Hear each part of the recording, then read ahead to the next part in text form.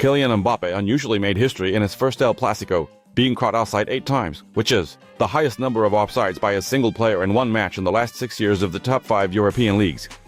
I reviewed all the moments involving the Frenchman and came to one interesting conclusion, which I will discuss further in this video. We knew they defended high, but we hardly took advantage of it. Mbappe had moments, but sometimes he was caught offside. He had 3 to 4 chances where he needed to be a bit more precise. Ancelotti says that sometimes Mbappe was caught offside. In fact, he was caught offside often. In Madrid, during the match against Barcelona, there were a total of 12 offsides. We will talk about this later. And also answer the questions of why Mbappe did not convert his good scoring opportunities, and why he is in such poor form in Madrid. And most importantly, why did this nightmare happen at Santiago Bernabeu, and what should Ancelotti do next? Like this video, and we are already starting. Let's first take a detailed look at how Madrid conceded the goals. This happened after the break. Before the first goal, there was no catastrophe and none was anticipated.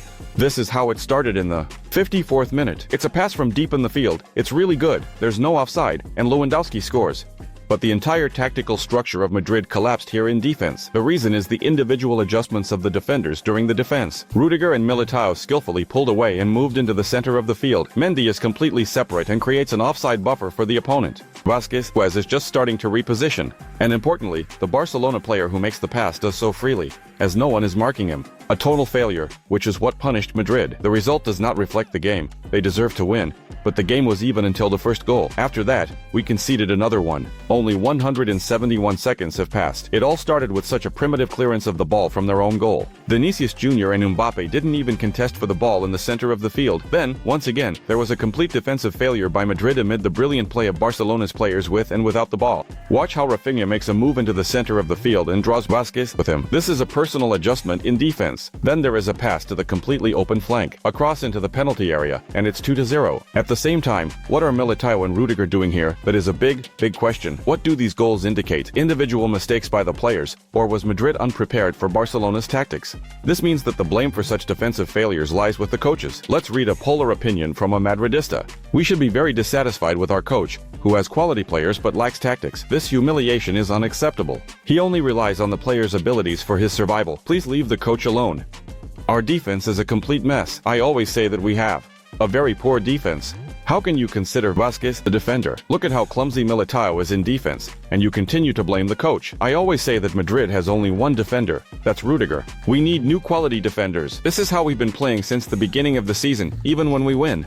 The coach is to blame. A poor second half. Mbappe, Mendy, Vasquez. Unfortunately, write in the comments what you think. Are the players directly responsible for the failure in the second half, as they performed poorly in those goal-scoring situations? Or are the coaches to blame for not being tactically prepared for the confrontation with Barcelona? It will be interesting to read your opinion. Spanish media has reported that there are players in the locker room who are unhappy with Ancelotti's work this season and say that it's time for changes. There is a sense of tension within the team. At the same time, Madrid president Florentino Perez seems to have a lot of trust in Carlo Ancelotti and is offering him to continue working. Vinicius Jr. surely trusts Ancelotti as well. We will come back, as always. Real Madrid is the biggest club. You all know that. But let's return to the moments of the match. After 2 goals, Madrid was completely disoriented in defense. Lewandowski soon missed an open goal, but the next goal came in the 77th minute. And again, a chain of lost duels. Rudiger lost the battle in the midfield. Vasquez couldn't adjust in time. Mendy is not marking the player. And just look at where Militao is. He is practically walking back into defense.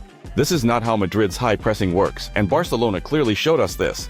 Rafinha's 4th goal is simply a signature mockery. Madrid is once again pressing high, but all the players are standing still. They are cut off by a long pass across the entire field, where Vasquez fails to neutralize the opponent one-on-one, resulting in the 4th goal. It's no surprise that with such a finish, it was heated on the coaching bench as well. Did you see those clips where Flick and Ancelotti were discussing something very passionately and seemed ready to fight? The Ancelotti leader explained that it all happened because of Flick's assistant, who made inappropriate gestures towards the Madrid bench, which caused tension. I have no issues with Hansi Flick, but one of his assistants did not conduct himself like a gentleman during the celebration. So, let's summarize briefly. First, Barcelona outplayed Madrid tactically. They understood how to break the opponent's man-to-man marking, and they succeeded. Second, Barcelona looked physically fresher compared to Madrid. They were better prepared, which raises a question for Carlo Ancelotti coaching staff about how ready Real Madrid is for intense football. And finally, the third point, Madrid also had its plan, but they were unable to take advantage of Barcelona's high defensive line. This is all about Kylian Mbappe's offsides, which we will discuss very soon. I will fall a million times, but I will always get back up because we are Real Madrid, and that is written in our history. Yes, after the match, the players talk about motivation and that everything will be fine moving forward. But I think it would be more important if they gathered after the 2 days off they were given and analyzed how to play better, how to avoid making such mistakes in matches like this. The match is in the past. We need to close this chapter and focus on the upcoming games. We will fight and battle this season. The last time they beat us 0-4, we won La Liga and the Champions League. And Carlo Ancelotti also talks about motivation. Let's rate the players. Of course, it's always nice to identify the top 5 players of the match.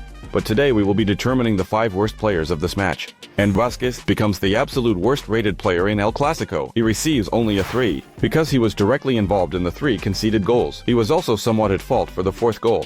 It was the right flank of Madrid's defense that Barcelona exploited so ruthlessly.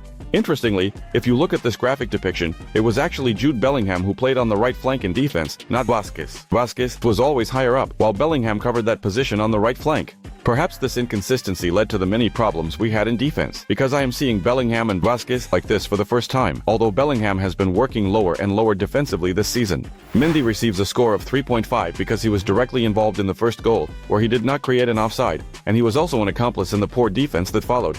Militão and Rudiger each receive a 4 for their performance, as they simply had a poor match and made so many mistakes, which we already saw earlier in this video. And finally, Kylian Mbappe is included in this list of the worst football players, for which we give him a 5. The first El Clasico, such an unpleasant result for Kylian Mbappe. 8 offsides is already history, but the missed opportunities are a problem, and I think this is a huge problem.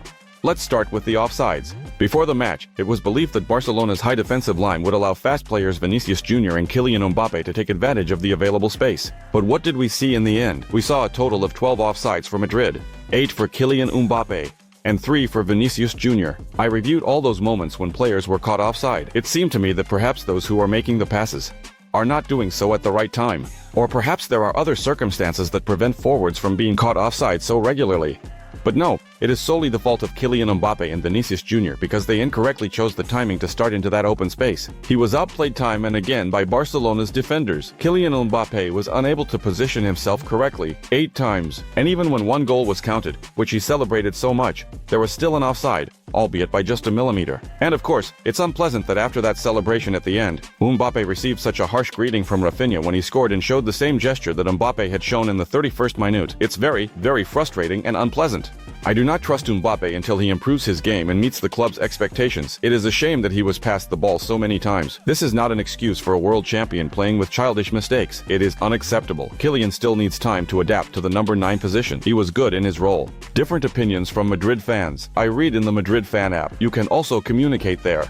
You will find the link in the description of this video. Which side do you lean towards more? Does Kylian Mbappe need time, or is it unacceptable to play like this? With the score at 0-2, he really had some great moments. He first missed a chance in the 64th minute, then another opportunity arose in the 71st minute, and Mbappe failed to convert it again. Before that, there was a moment for Jude Bellingham, and with the score at 0-2, it turned out that these 3 chances were enough to turn the game around. But Mbappe isn't scoring. Mbappe is being criticized at the start of the season. We keep asking ourselves on this channel what the hell is going on with Mbappe. And now, especially regarding this issue, we return to El Clasico. Perhaps we overestimated Mbappe. The whole world overestimated Mbappe. But I don't think so, because we have seen Kylian in Champions League matches, not just in French Ligue 1. And Kylian Mbappe has been in fantastic form. He has scored. We saw him at the World Cup. So Mbappe can do it. It's just that here, in these simple moments, he doesn't put the ball in the back of the net. He either shoots at the goalkeeper or misses. I still believe that Mbappe's main problem, it's right here, is psychology. He is extremely tired. That's my opinion.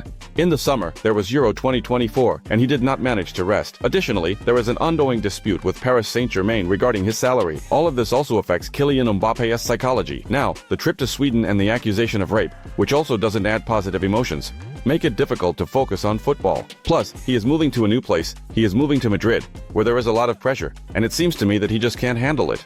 If you see that Kylian Mbappe regularly has moments, it means that technically, tactically, and in terms of gameplay, he is doing everything right. What Mbappe lacks is simply the cool finishing of those moments, and it's a psychological thing in his head. If you think otherwise, please write in the comments. But after the 0-4 loss in El Clasico to Barcelona, we are all left wondering, what should we do now? I think that, first of all, we all really need to calm down. It was a wildly disappointing match at the beginning of the season that showed that Madrid has many problems. We knew about them before. Defensive problems, balance in the game. Ancelotti continue to work to avoid such failures, so that Madrid can win not only due to the quality of its players. This is very important. and we will continue to monitor it. After all, here on the channel and in general, we support Real Madrid, so even in these tough moments, we must support the team. There was silence in the locker room as journalists right after the match, which means the players also understand that they need to improve. We will be dealing with the upcoming match in the Spanish La Liga against Valencia very soon. Subscribe to the channel so we can follow the changes in Madrid's game together, so you won't miss anything. Like this video if you enjoyed it. Let's cheer for Real Madrid, and goodbye.